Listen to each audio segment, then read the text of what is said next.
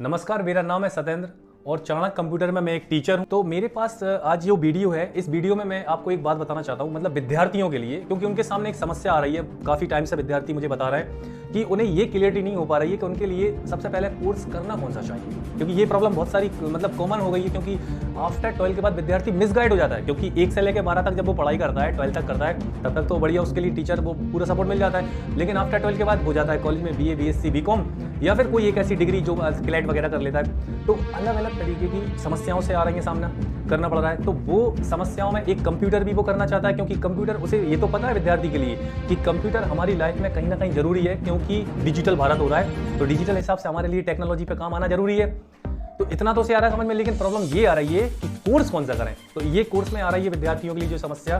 तो सबसे पहली जो प्रॉब्लम आई है वो मैंने ये देखी है कि कोर्स, जैसे कई सारे कोर्स अवेलेबल है मार्केट में, BCC, कोपा, कंप्यूटर में कितने सारे कोर्स आ चुके हैं, जैसे कि DCA, PGDCA, CPCT, इतने अनेकों कोर्स हैं। तो विद्यार्थी कंफ्यूज हो रहा है कि हमें कौन सा कोर्स सबसे पहले करना चाहिए, कौन से कोर्स हमारे लिए एक वैल्यू क्रिएट करके देंगे। तो देखिए, समझते हैं, मुझे जहाँ तक अभी ये पता है कि हमारे लिए जो सबसे ज़्यादा कोर्स दिखाई दे रहे हैं वो आ रहा है DCA, PGDCA, CPCT। तो ये 3-4 कोर्सों में अगर आपके लिए कंफ्यूजन है तो उसमें अपन आपके लिए ये देखेंगे। तो सबसे पहले क्या है, जब हमारे लिए जो प्रॉब्लम आ रही है वो क्या है DCA में। तो DCA एक पढ़ाई है, थ्योरेटिकल पढ़ाई है कंप्यूटर की। लेकिन थ्योरी पढ़ाई ये कब जरूरत थी, जब 2014 से पहले, क्योंकि इसके लिए एक थ्योरेटिकल परीक्षा होती है और जिसमें विद्यार्थी को पास आउट करना पड़ता है। 2 सेमेस्टर में होती है उनकी परीक्षा, है ना।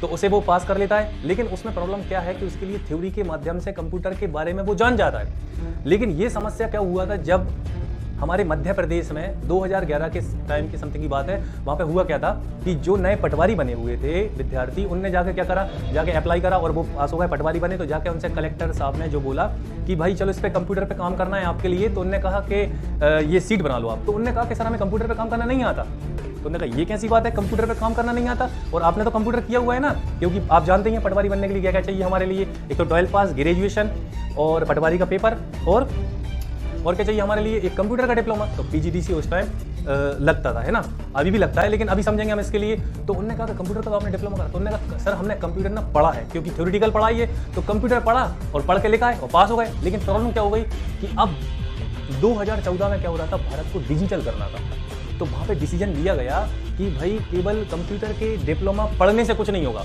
आपको कंप्यूटर पे काम करना आना चाहिए। तो उस टाइम CPCT का निर्माण हुआ 2015 में। फिर किसका निर्माण किया गया, CPCT का। तो उसमें क्या, उसके लिए सरकार ने किसी यूनिवर्सिटी को मान्यता नहीं दी कि कोई यूनिवर्सिटी के थ्रू करा देंगे ना, डायरेक्ट मध्य प्रदेश शासन इसकी खुद ही परीक्षा लेता है। और जब परीक्षा लेते हैं तो वो बिल्कुल सिक्योर होता है। आपको पता ही है, अगर मध्य प्रदेश सरकार की, अगर आपको किसी भी विभाग में जाकर जॉब करना है तो सरकार उसकी स्वयं परीक्षा जब कराती है तो वो कितनी वैल्यूएबल हो जाती है। तो इस प्रकार से CPCT की वैल्यू बढ़ गई उस टाइम। तो उसमें क्या है, मतलब कि जैसे मान लीजिए 100 कंप्यूटर वाले ऐसे अदर कोर्स में अलग और एक CPCT वाला विद्यार्थी अलग, क्योंकि उसमें स्कोर कार्ड आता है साथ में। तो ये एक आप इस प्रकार से समझ सकते हैं कि आपके लिए किस चीज़ की इंपॉर्टेंस है। एक मैं एक उदाहरण से और समझा देता हूँ आपके लिए। एक यहाँ पे अनुकंपा नियुक्ति के एक विद्यार्थी आए हुए थे, उनकी उम्र काफ़ी ज़्यादा बड़ी थी। तो उनका क्या हुआ, बिजली घर में उनकी जॉब है और उनकी 60,000 रुपये हर माह सैलरी आना चाहिए। किस पे, क्योंकि अनुकंपा नियुक्ति उनके पिता, अनुकंपा नियुक्ति मतलब वो होता है जिसके किसी के पिताजी की डेथ हो गई हो और फिर उसके बच्चे को उनकी जगह पे नौकरी मिल जाती है। उनके पापा की 1-1.5 लाख रुपए थी सैलरी, जितनी भी होगी, लेकिन वो बता रहे थे कि मेरी 60-70 हज़ार रुपये की समथिंग सैलरी है। लेकिन उनकी किस पर्पज से नहीं हो रही थी, केवल CPCT के लिए। तो उनका 3 साल का टाइम दिया गया। अब आप जरा इंटू कर लो, हर महीना 60,000 रुपया और वो 3 साल तक का लगाओ, कितना पैसा हो गया। तो सिर्फ एक CPCT के प्रमाण पत्र से इतना बड़ा लॉस, इसलिए CPCT में प्राइमरी में रखा गया, क्योंकि उसमें कंप्यूटर पे पढ़ना नहीं, पढ़ना तो है ही है, लेकिन साथ में कंप्यूटर पे काम करके, मतलब कि वैल्यू क्रिएट करके देना आपके लिए। तो इसलिए CPCT आ गई। तो ये अब, लेकिन सरकार ने कहा कि भाई, जो मतलब यूनिवर्सिटी वालों ने, कि भाई फिर हम लोग क्या करेंगे, बंद करवाओगे। तो उन्होंने कहा भाई आप क्या करेंगे, 1 साल का कोई भी कंप्यूटर का प्रमाण पत्र लग जाएगा उसमें। अगर आप मान लो पटवारी बनते हैं तो आप कोपा, BCC, मतलब 1 साल का कोई भी ऐसा प्रमाण पत्र वो आपका लगेगा। लेकिन CPCT सभी को चाहिए। अब